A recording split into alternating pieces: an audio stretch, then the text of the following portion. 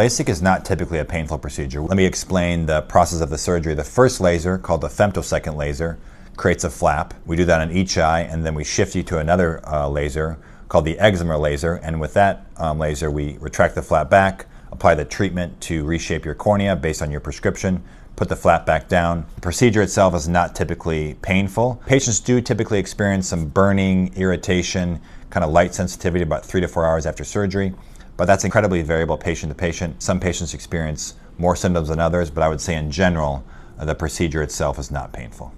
Does LASIK wear off after a few years? LASIK typically does not wear off. There are certain prescriptions that before surgery have a higher risk of needing an enhancement or a fine tune, as we call it. And those are people who have higher levels of astigmatism. We typically tell them before surgery, you're at a slightly increased chance of needing a fine tune or enhancement. But even if they do need an enhancement or fine tune, after the fine tune, they typically get their vision to how they want to be.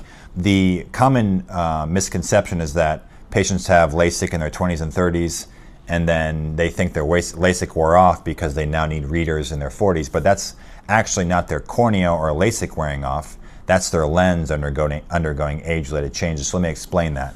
When we do LASIK, we're doing surgery on your cornea, so reshaping your cornea. That typically does not change over time, except for rare cases. But when you get into your early 40s, early to mid 40s, your lens starts to stiffen, and so your ability to zoom in on things up close becomes more difficult. And that's a completely separate process called presbyopia. And that's very common for people to experience, especially if they had LASIK before, because their prescription is fully corrected and then they can no longer zoom in on things up close because they've lost some accommodation, as we call it, and that's them experiencing presbyopia. But that's LASIK, I would say, does not wear off. I consider that a myth. So when people have astigmatisms, can they still qualify for LASIK?